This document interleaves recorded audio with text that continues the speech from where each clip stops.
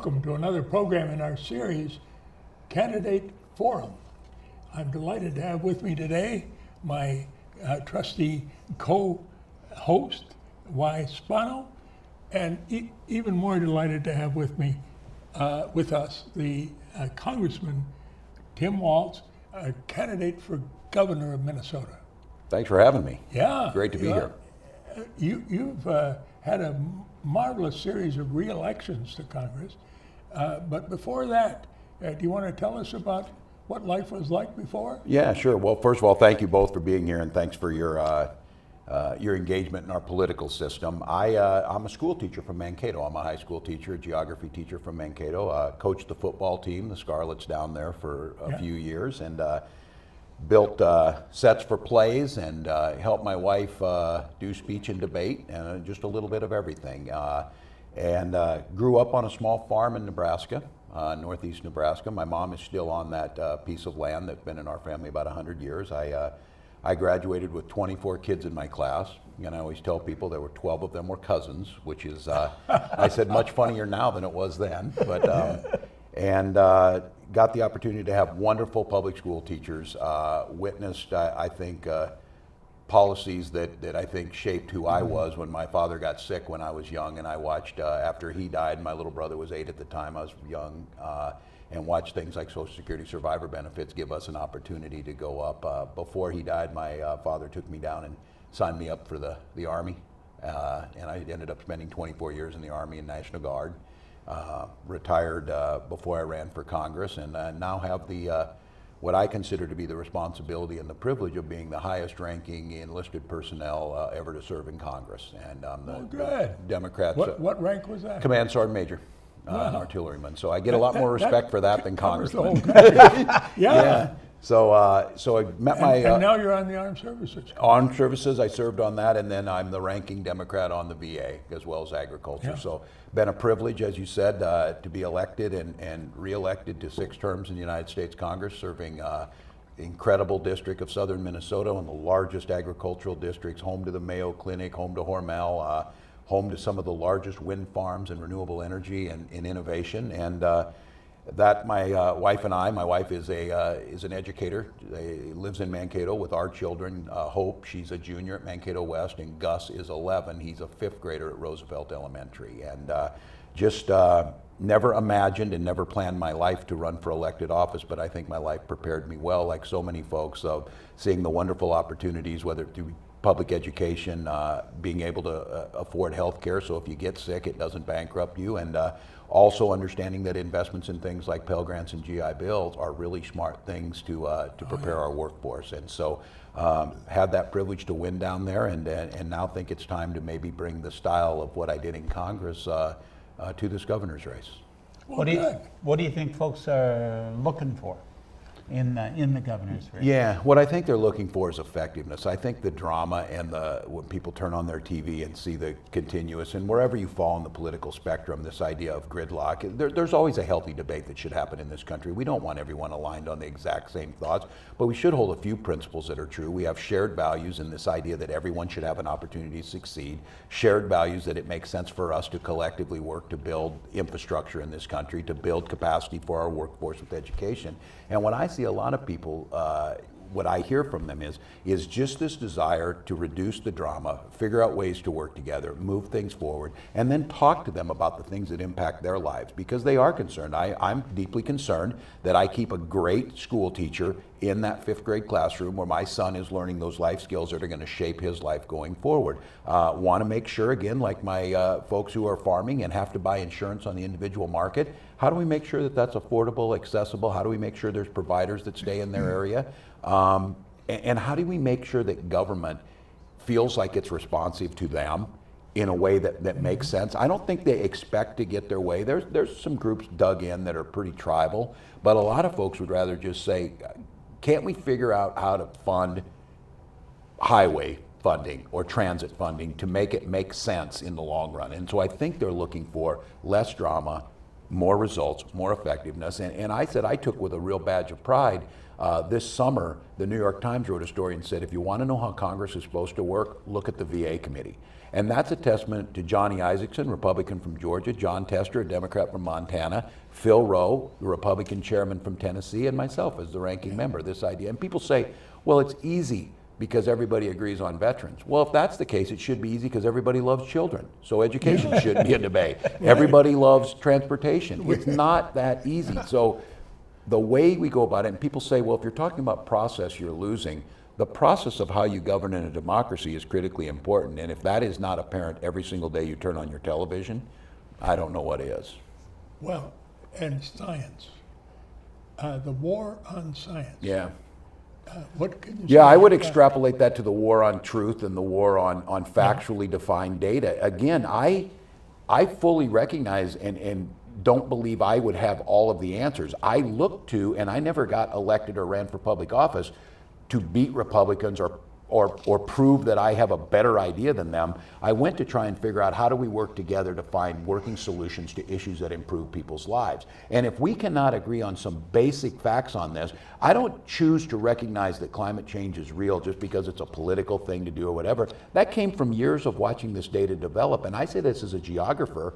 I was very slow in the 1980s when some of this data was first coming out to say you have to be careful. These are eons of time that are hard to measure. Well, the data is irrefutable now, and I am just, and I'm of a firm believer that this resistance to this will go away out of necessity, but that window of opportunity to try and address this, we need to talk to people about why it makes sense to address it, not just from the existential threat to the planet by ignoring the science of what will happen, but it's hurting us economically to not be a leader in the development of renewable energies, and that's a national security issue. So I think one of the things is we've allowed science, we've allowed factual data, we've allowed economic data to say that your reality or your opinion holds equal value to the facts. I think it was Isaac Asimov said years ago that we're in a real bad time when my opinion trumps your facts that would be there. You're certainly welcome to your own opinion. You're not welcome to your own set of factual data. There isn't alternative facts. So And people are taking liberties now. they are with taking the liberties, facts. and it's hurting us because, once again, it's not ideological with me, whether it's a tax bill or whether it's a carbon emission standards bill. You have to agree on some basic sets of principles of where you're going. You can't just make those things up. Now, it's possible that you're taking the facts and you're making some false assumptions about where those facts would go, and you could be wrong about doing that. I think, though, you look historically, what you're going to see in the recent tax cut bill, for example, is it is predicated on growth rates of between 4 and 6%. It will not pay for itself. It Right. will create deficits. Now, if you want to be intellectually honest and say, like Vice President Cheney at the time said, deficits and debts don't matter, at least say that. Don't say both sides of this Right, issue, right. because contrary to talking points from my Republican friends, it's not tax and spend liberals or whatever. I am deeply concerned about debt, because what I understand is at some point in time when that debt starts becoming too great, it will raise rates for buying houses, buying cars, going to college, and those things. So it's in our best interest to come together. But you can't just tell people, because there's historically a set of evidence that proves that will not happen. Just because you ideologically want to believe that by cutting taxes for a smaller percentage of people, that will create the job growth. I understand the ideology behind it. It just simply doesn't prove to be true. And that's a problem, because it's going to end up affecting how we invest in education, how we invest in roads, and how we invest in science, if you will. You made an unusual for a Minnesota candidate move early on in your campaign and selected somebody Yeah. to be your lieutenant governor. Talk about that. Yeah, for several reasons. One is Peggy Flanagan is an incredible person. She's an incredible leader.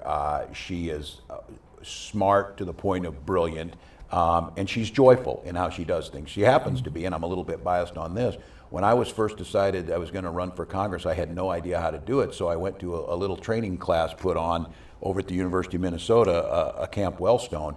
And I went home that night and told my wife, I said, I'm going to do this. I saw the most amazing leader, and she inspired me. Well, it was Peggy Flanagan was my trainer when she Wow. was young as a Good for her. school board member in Minneapolis. But I made the decision because I think what you're seeing is a new way, and I think campaigns, while they are They're job interviews, ridiculously long, ridiculously expensive. They can be a place for how you're going to govern. And Peggy and I both have a philosophy of those people most impacted by the decision government makes should be at the table. Peggy Flanagan brings a life perspective that I don't have. She grew up in a city. She grew up as an indigenous woman.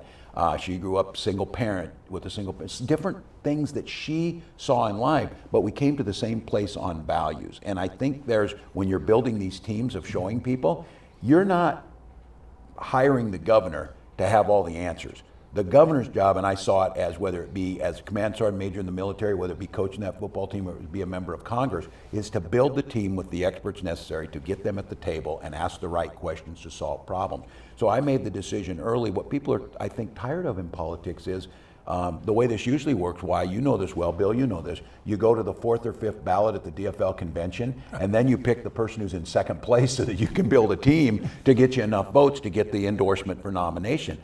There's wonderful people running for governor, and there's wonderful people I'm sure would make great lieutenant governors, but that's not the fix or the team that I think would be best for it. So I think we made that choice to show people we're going to do things differently. We're going to build it, and I think there's a responsibility to allow the people to see how we're working together for the entire campaign, to see what kind of team we'll be, because I think it's pretty self-evident that as we said here today, our newly sworn in Senator Smith, I think between she and Governor Dayton, they changed the model of what the lieutenant governor's office can do for the positive. It multiplies our ability to listen to people and build coalitions. So that's why I thought it was the right decision to make. Good. And have we covered all the reasons you're running for governor? Well, I think, first of all, I do believe and love this state like everyone else. I do believe that our politics has been different in Minnesota. It's been the state that works. I think I bring a skill set at this time now that, as I said, I am under no illusion that my Republican friends all vote for me. But what I do get a lot of folks saying is they believe that I'm trying to do it for the right reasons. I'll have folks come up, my Republican friends in southern Minnesota, say, Tim, I know you're working hard. It amazes me that you can be wrong so often, but it's not because of, it's not out of malice, it's not out of that. And I think that type of attitude has always been present here. It's something that inspired us a little bit. So I think for that reason, that now more than ever, we need someone who can build these counterintuitive coalitions. We need somebody who, and I said coming from this, I know I'm grateful for the incredible public school teachers I had. I was also that school teacher in the room who knew what it was like when that kid came to school hungry, or needed a little extra money in their lunch account to make sure, because that is the only thing that was holding that kid back from learning geography. And it just made sense to me of why you wouldn't invest in that to make sure that would happen. I think running because I've been that National Guardsman and knows what it's like to serve this state and serve with the sense of pride that goes back into it. And I've been that young kid who was there when we needed Social Security survivor benefits to make sure my mom got by. And I think what people are hungry for is someone who's looking at it from their perspective with a track record of bringing folks together. I heard somebody say, and they use this as a pejorative and say, oh, we don't need a compromise candidate. Yes, we need a leader who's able to bring people together. That doesn't mean you're compromising your values. What it means is you're able to bring folks together to understand there's that perspective there. And I think that's a strong driver for me, that seeing this state work and knowing the resources that are out there, that the role of the governor, and if you get the right one, that I believe that there is incredible potential. And I think right now the only thing holding the state of Minnesota back from even achieving further is a broken politic. And I think that drives me to say that I want to be part of that solution. Again, I've used this quote often, and it is very heartfelt. I do not disagree with my Republican friends because they're Republicans. I disagree because they're wrong. And that's the case when I make to them, is that I need to make my case why I think they're wrong. And if that approach is, I don't assume malice in them. I don't assume that they don't care about the state. I don't assume they don't care about kids. But we hear in our politics right now, it's a zero-sum proposition. You must win at all costs. I would argue as a progressive, the reason I want to win and the reason I want Democrats to win is our policies do more to improve people's lives. We need to take that message to further places, to places where I refuse to cede a single township. I refuse to cede a single precinct, because if I didn't believe so strongly in this, I should be able to walk into the most, and I have those areas. I tell people, there have been elections, not every one, where I've won Jackson County, for example, right? And I said, you should take a picture, because that's like Sasquatch in some cases, but those are good folks down there working hard. They're my relatives in many cases, of going down, and if you make a strong enough case for why your policies are there, geographic, economic, racial differences kind of fade away if it's in the idea that it's the best for all of us. One Minnesota that succeeds together, people, that appeals to them. Talking about that compromise, talk about guns, which Yeah. is an issue that has No, I agree. deviled us a great deal. Yes, and this is one that I talk about, and it's no secret on this. I'm a hunter. I grew up, whether through the military, I grew up at a time when, again, this is not, excuse me, everybody is a product of their past. I often tell people, my students, I would tell them about myself, not because I thought they cared, but to understand the perspective that I viewed life through. I grew up in a time in a rural area where we did take guns to school to go hunting afterwards, to go pheasant hunting after football practice or whatever it might be.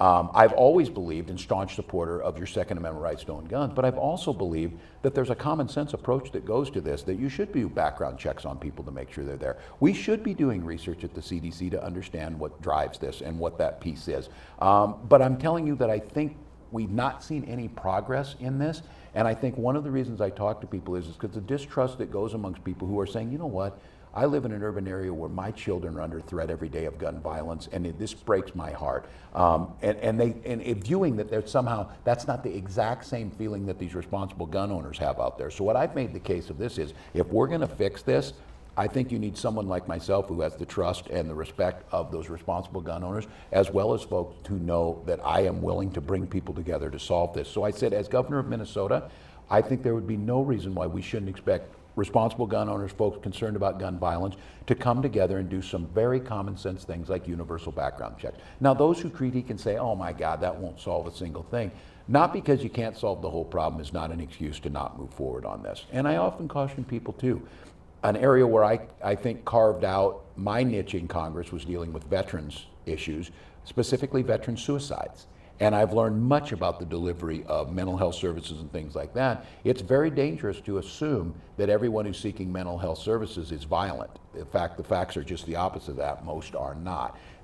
Is the issue of gun violence, is there a piece of mental health in that? Absolutely. But this idea that we should stigmatize everyone, we've worked for decades to try and get people to say and go and seek help. When we do things that says, if you go and seek help, we're going to deem you as a threat, and you're going to now be seen as the damaged veteran who goes in. All those things play together on this issue. And the thing that I tell Democrats on this, because I know I'm a little different in our party, there's almost no rural Democrats left. And because of that, there's almost no Democrats who have any type of contact with guns on the side of sport shooting, whatever it might be.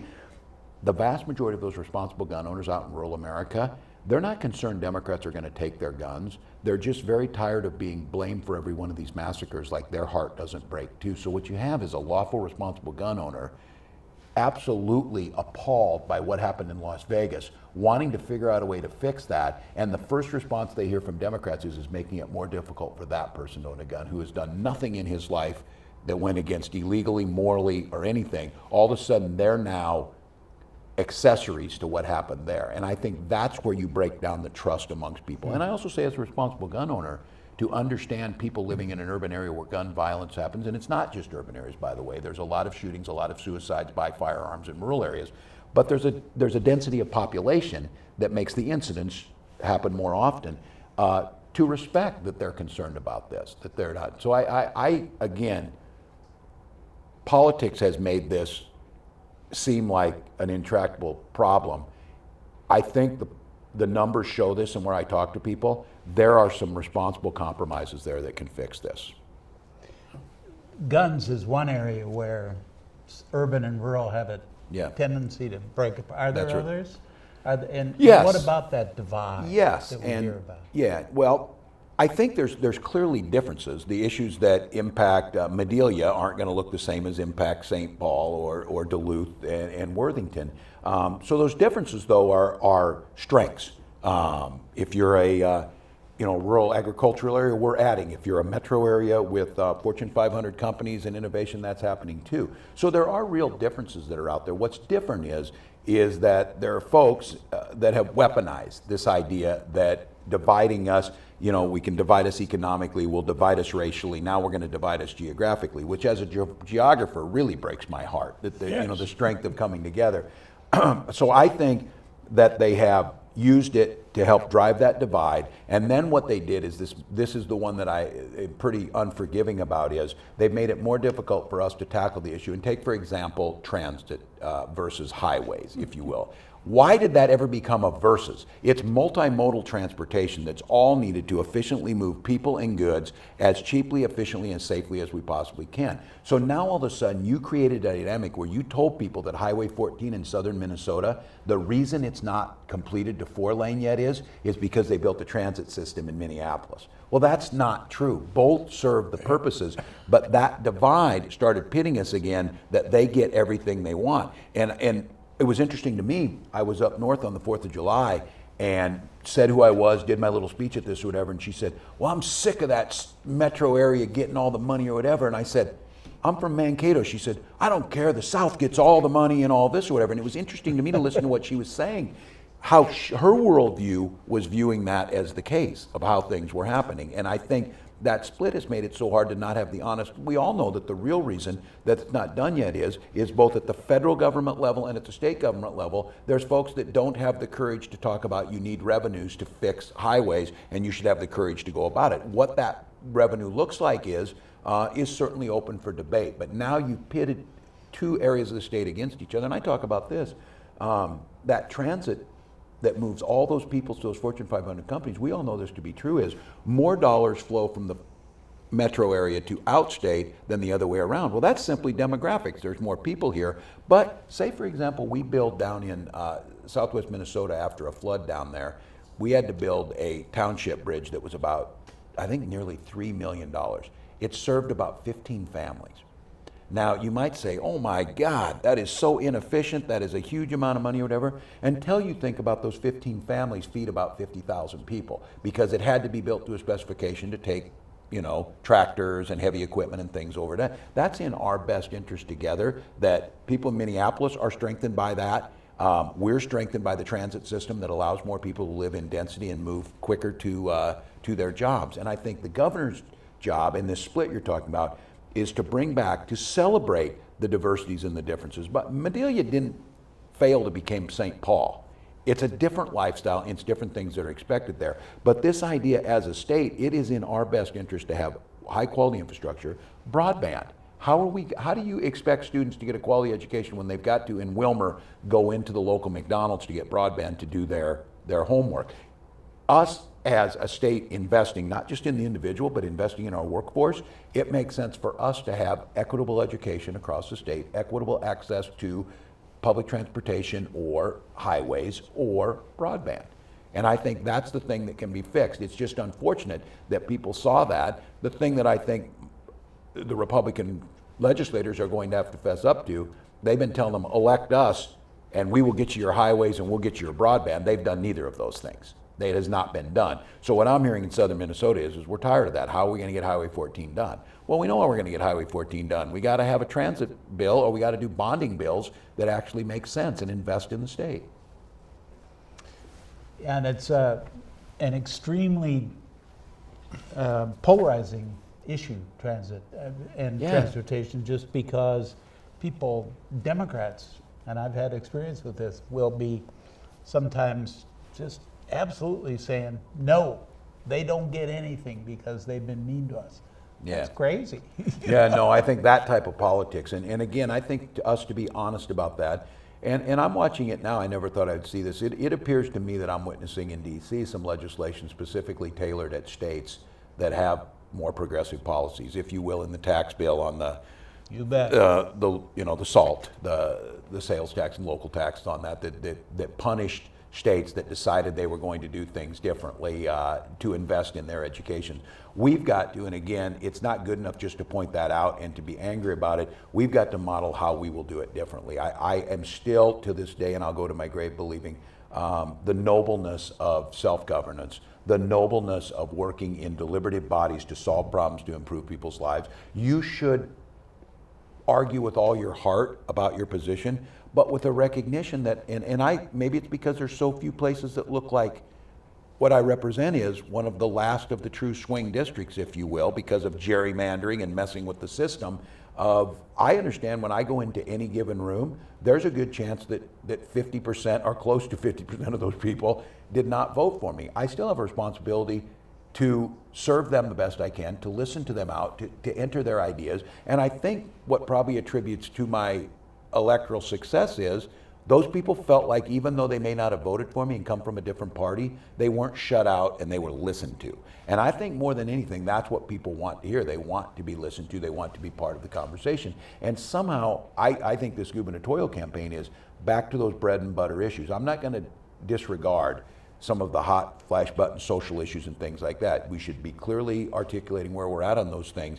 But when it comes down to it, what most people want is they want to have a home where they can raise their children. They want to send those kids to good schools that are local, and they want to have a job that allows them to use their talents, and if they work hard, they get further ahead. I think that's really about that simple. We have about 3 minutes left. What have we not covered so far that you'd like to tell us about? Well, I think, first of all, again, as I was talking a little bit about the idea of politics is not a pejorative, it can be joyful. I think it stems back from my time in the classroom. It's a noble profession. It's proud. I'm proud to say that I'm an educator. And I think what I saw is you get to see the differences of kids when they come to school. You get to see the differences economically. You get to see the differences religiously or whatever it might be. But understand, and I said what always struck me, and when I'm glad I taught before I had children and afterwards, because I would see those parents come in on parent-teachers conference and clearly understand that individual child was the joy of their life. That individual child was what they wanted to see.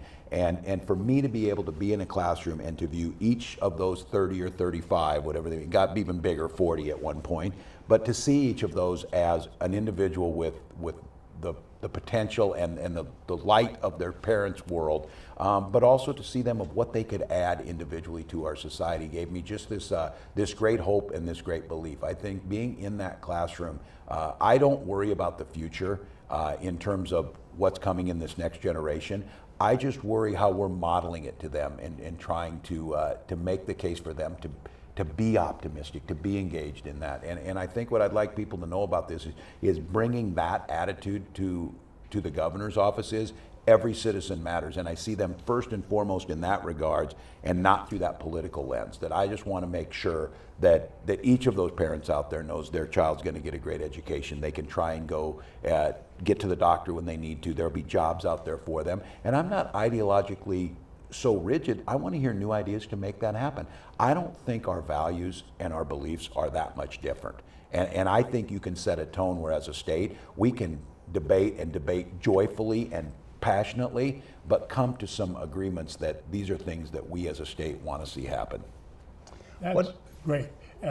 We have less than a minute. What do you think, and then finally, what are the people of Minnesota most worried about right now in the governor's race? What's the biggest issue? Well, I think healthcare is still there. I do believe that's it. But I would say from a macro level, it's the idea, can we still self-govern? Can government still work? Is there a belief in community? So I think they go hand in hand. I think the individual issues are healthcare, education, those types of things. Overall, can we make it work? The answer is yes, too. Yes. So, thank you, Bill. Thanks, Wy. Good to see you. Thank you. Yeah.